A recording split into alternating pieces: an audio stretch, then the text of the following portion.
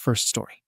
A girl and so-called friend framed me as a creep as a prank, stayed silent when the school suspended me, and my parents kicked me out of the house, believing the false accusations. Now, 15 years later, they contacted me, begging to reconcile and help them. Then again, they tried to threaten me with the same false accusations, so I ruined all their lives. I was 17 when my life completely fell apart. I'll try to keep this as coherent as possible, because even now, 15 years later, it's hard to think about without getting angry or breaking down. But with everything that's happening now, I need some perspective, and maybe sharing this will help me figure out what the hell to do. Back then, I was just a regular high school kid. I wasn't super popular, but I wasn't a total outcast either. I had a tight group of 6 friends, and we'd known each other since middle school. At least, I thought they were my friends. I was also working my arse off to maintain a 4.0 GPA, because I had my eyes set on a full scholarship for college. My family wasn't rich, so that scholarship was everything. Then one day, I got a note in my locker. It was handwritten, and said it was from Emily, a girl in my grade. The note asked me to meet her after school in one of the empty classrooms, because she had something important to tell me. Emily was quiet, shy, and not someone I interacted with much, so I was surprised. But I figured maybe she needed help with something. People often came to me for homework or tutoring. I didn't think much of it and showed up. When I walked into that classroom, Emily was already there. She looked uncomfortable. Her arms were crossed, her head down, and she wouldn't really meet my eyes. Before I could even ask what was going on, the door burst open, and my friends came storming in. They were yelling and pointing at me like I'd been caught doing something awful. "What the hell are you doing, man?" one of them shouted. Another said, "I knew you were a creep." I was completely blindsided. I kept asking, "What are you talking about?" But they weren't listening. Instead, they were accusing me of cornering Emily, of harassing her. Emily didn't say anything. She just stood there, staring at the ground, looking like she wanted to disappear. The commotion attracted a teacher, and things escalated fast. They dragged me to the principal's office, all 6 of them talking over each other about how I'd been following Emily around for weeks, making creepy comments, and now I'd finally gone too far by trapping her in that room. Emily sat there the whole time, not saying much, but nodding every now and then when someone asked her a direct question. She didn't have to say anything more. Her silence and her body language were enough to make everyone believe them. I tried to explain that the note was a setup, that I'd never done anything like what they were saying. But no one cared. The principal told me I was suspended immediately while they investigated. The rumor mill at school went into overdrive. By the next day, the story had morphed into me stalking Emily, harassing her, and even touching her inappropriately. People were saying I'd been caught in the act, which wasn't even remotely true, but by then, the truth didn't matter. Things got worse when my parents got involved. The school called them in for a meeting with Emily's parents. I don't even know where to start with how bad that went. My parents didn't even wait to hear my side of the story. As soon as we got into the principal's office, my dad went off. "What the hell were you thinking?" he yelled in front of everyone. "Do you know what you've done to this family?" My mom was crying, and when I tried to tell them I didn't do anything, she snapped. "How can you lie at a time like this?" Emily's dad was furious too, calling me a predator and saying I was lucky he wasn't pressing charges. The principal just sat there, looking disappointed, and kept saying how serious this was. Emily barely said a word. She just sat there with her head down, nodding every now and then when someone asked if I'd been bothering her. Her silence was all anyone needed to believe I was guilty. After the meeting, my dad told me I wasn't coming back home. He said I was a disgrace to the family, that I'd ruined any chance of making something of myself. My mom didn't even look at me. They packed a bag for me and left it by the door. Just like that, I was out. I was completely alone. I tried reaching out to my friends, but they either ignored me or doubled down on their lies. The scholarship I was working so hard for, gone. My teachers, my classmates, even the neighbors, everyone believed the rumors. I couldn't walk down the street without people whispering. Some of them even crossed the road when they saw me, like I was dangerous. Emily never admitted it was all a setup. I don't know if it was fear or guilt or both, but her silence let the accusation stick. The last time I saw her, she wouldn't even look at me. I spent the next few years scraping by, working dead-end jobs, and trying to keep a roof over my head. Eventually, I became a truck driver because it was the only thing that let me stay away from people. Even now, 15 years later, I'm still dealing with the fallout. I'm single because I don't trust anyone, and I'm on meds for anxiety and PTSD. I've done my best to rebuild my life, but the scars are always there. About a month ago, I got a friend request on Facebook from a name I hadn't seen in 15 years. Alex, one of the ringleaders of the group that framed me. My first instinct was to block him, but curiosity got the better of me. I clicked on his profile, and as soon as I did, I saw that he wasn't the only one. 5 more friend requests followed over the next week, all from the same people who had destroyed my life. I didn't accept any of them, but I didn't block them either. I wanted to see what they were up to, and honestly, I think I wanted to know why the hell they were trying to contact me now. Then came the messages.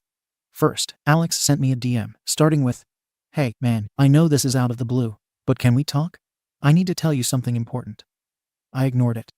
Then Brian, another one of them, messaged me saying, "I've been feeling really guilty about what happened in high school. We owe you an apology. Please let me explain." The floodgates opened after that. They created a group chat and added me to it. The group was called Making Amends, which honestly made me want to throw my phone out the window.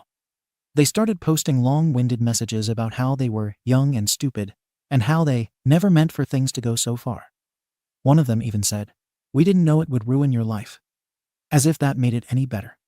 Then, the real gut punch, my parents reached out. First, my dad sent an email, his first contact with me in over a decade, saying they'd been in touch with Alex and the others and had learned the truth. He wrote, "We didn't know, son. If we had known, things would have been different." My mom followed up with a voicemail, crying and saying how sorry she was and begging me to call her back. I didn't.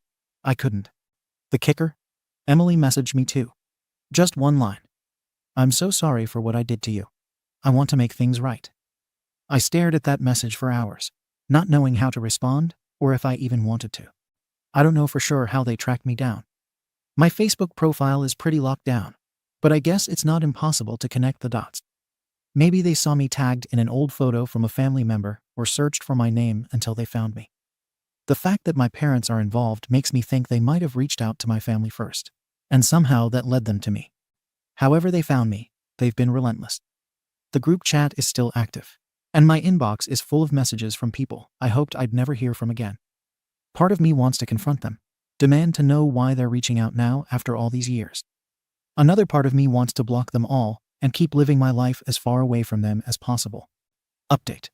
I wasn't planning on posting an update, but things have escalated far beyond what I expected. I've been reading through your comments and messages, and I can't thank you enough for your support. Sharing my story was one of the hardest things I've ever done, but hearing from people who understand, even strangers, has been more comforting than I ever thought possible. Unfortunately, my situation with Emily and the others has only gotten worse since I first posted. When they first reached out, the messages were all about making amends. They apologized, said they were young and stupid, and claimed they never meant for things to go so far. It was infuriating to read. They didn't seem to understand or care that their so-called prank destroyed my entire life. I ignored their apologies, but they kept messaging. That's when their tone shifted, and they started talking about Emily. From what they told me, the entire reason they reached out had nothing to do with genuine remorse. Emily's husband had recently learned about the high school incident, but not the full story. Apparently, one of Emily's friends let something slip during an argument or a casual conversation, and it blew up in her face. Her husband was furious. From what they said, he threatened to leave her unless she could prove her innocence. Emily tried to smooth things over, claiming it was all a misunderstanding from their teenage years, but she could tell he didn't believe her. The others admitted that Emily was panicking because her husband has started looking into the incident himself. She thinks he's trying to find out the truth behind her lies, and it's scaring the hell out of her. Instead of facing the consequences of her actions, Emily decided to do what she's always done: make it someone else's problem. She and her friends tracked me down, hoping to shut me up before her husband could dig too deep. At first, they tried guilt and manipulation. They kept saying things like, "You don't understand how much she has to lose," and "We were just kids back then. It's not fair to ruin lives over this now." They acted like we were all equally responsible for what happened, like it wasn't their lies that destroyed me in the first place. When that didn't work, they started with the threats. They told me that if I didn't cooperate, they'd have no choice but to report me for harassing Emily. They warned me that they could easily make people believe I was some kind of stalker, and that it wouldn't take much to ruin me again. One of them even brought up my job, saying employers don't like being associated with people who cause trouble.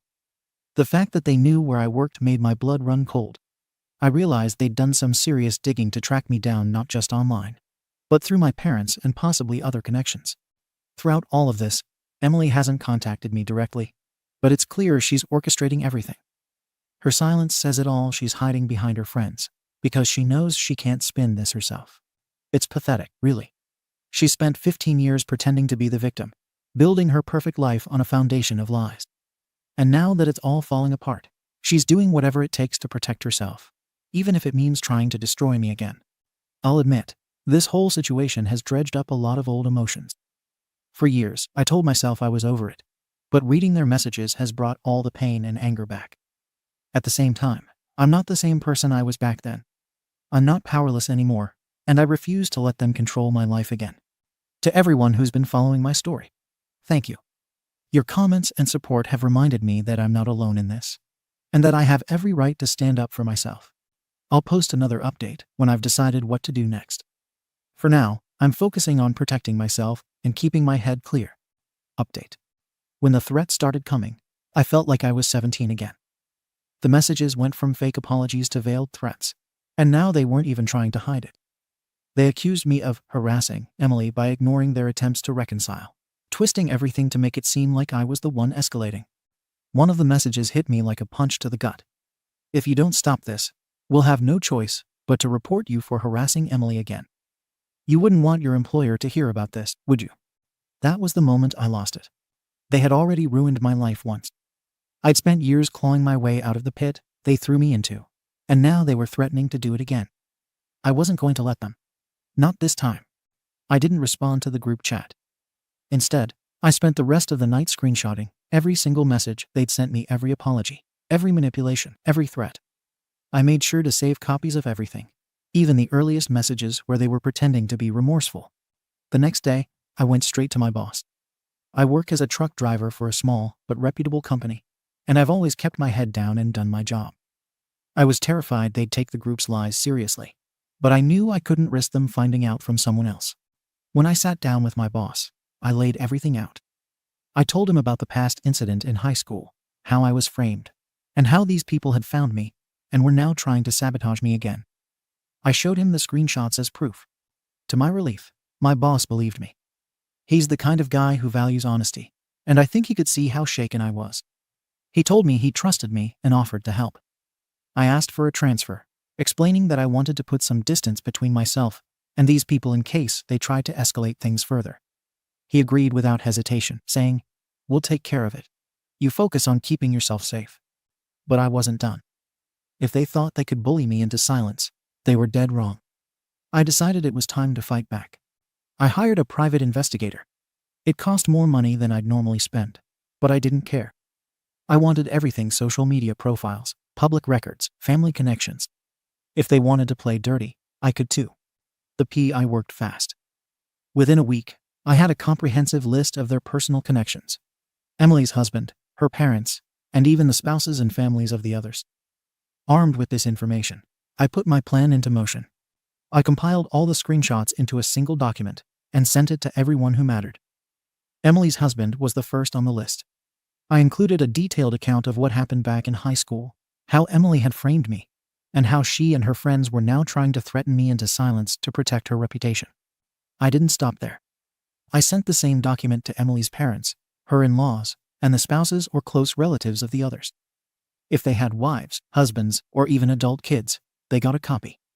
I made sure to frame it carefully. I wasn't asking for revenge. I just wanted them to know exactly who they were dealing with. The message was simple. This is who they are. This is what they've done. And this is what they're trying to do again. It didn't take long for the fallout to begin. The group chat went completely silent. No more threats, no more fake apologies, nothing. I'm guessing they were too busy dealing with the fallout from their families and partners to bother with me anymore. From what little I've read on their Insta comments section, Emily's husband was furious.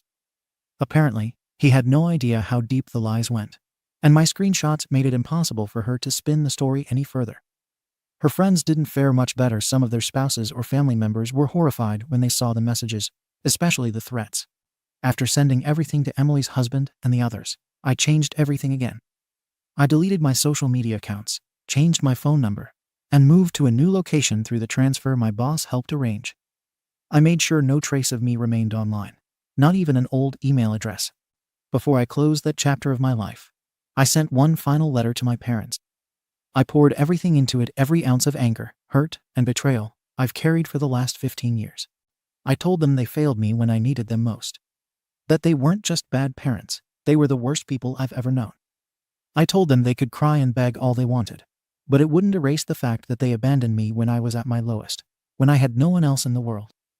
I made it clear I blamed them just as much as Emily and her friends for the life I've had to live. I ended the letter by saying I hoped they had a miserable life, the same way they'd left me to live mine. Then I blocked them too. I don't know what's going on with Emily or the others now. Maybe they're too busy trying to salvage their lives to come after me again. Maybe they'll stay silent for good. Whatever happens, I'm done letting them control my life. Update. Hey, everyone. I'm writing this update from a new account because, as I mentioned before, I deleted all my socials after everything went down. My old account is probably floating around in limbo somewhere. But I figured I owed an update for the few people who might still be wondering how things turned out. So, here it is. I'm doing great, better than I thought I'd be, honestly. After I changed my location, phone number, and pretty much disappeared from their lives, I finally started to feel some peace. No more threats, no more manipulations, no more people trying to control my life. Just silence. And it was everything I needed. I've been working on myself, little by little. I'm still single, but I've started putting myself out there again. It's terrifying after everything, but I'm trying. No therapy yet, I can't afford it right now, but I've been focusing on building a life I'm proud of. I'll admit, curiosity got the better of me. I've been keeping an eye on their socials, here and there, just enough to see how things turned out for them. And, well, karma worked its magic. Emily. Her life completely fell apart. She's divorced, disowned by her family, and financially ruined. From what I've pieced together, her husband kicked her out after I sent him everything. She tried to spin it for a while, but I think the weight of the truth and the screenshots was too much for her to escape. Her social media is a train wreck now. Vague posts about being misunderstood and begging for support from people who clearly don't care anymore. The others. 3 of the friends ended up divorced too. From what I've seen, their ex-spouses found out about the threats and lies they'd been involved in, and it shattered their families. One of them has kids who openly post about hating their dad. I can't lie, it felt good seeing that. 3 of them aren't active on social media, so I don't know exactly what happened. But from what I've gathered, they lost their jobs. I guess when you spend your life being a manipulative arsehole, it catches up to you eventually. One of the biggest surprises was Emily's husband. After everything happened, he actually tracked me down. I wasn't sure how I felt about it at first. Having someone that wealthy and connected find you isn't exactly comforting. But when we met, he wasn't angry or accusatory. He was sincere. He apologized for Emily and for everything that happened. He admitted he didn't know the full extent of what she and her friends did until I sent him the proof. We ended up having a drink together, and for the first time in years, I didn't feel like I was being judged or questioned. It was just 2 people acknowledging how messed up the situation was. I wouldn't call us friends, but I respect him for owning up to everything and trying to do the right thing once he knew the truth.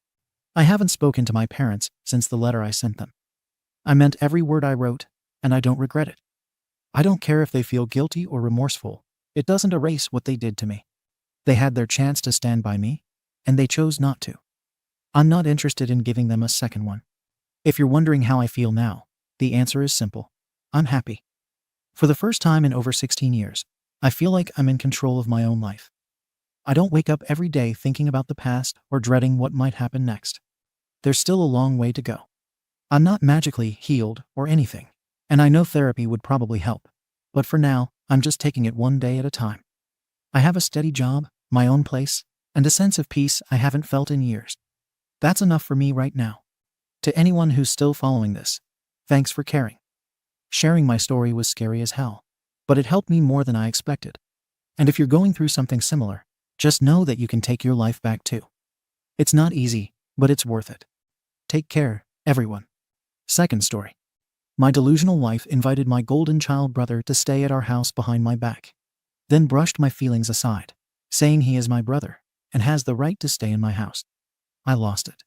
My brother, 39 20, lives with his girlfriend about an hour's drive away from me and my wife. My brother and I have never been close due to the age difference. Our parents had me young, and then him later in life. He was always the spoiled one who got whatever he wanted. We see each other on holidays and special occasions. But other than that, we might talk on the phone once or twice a month.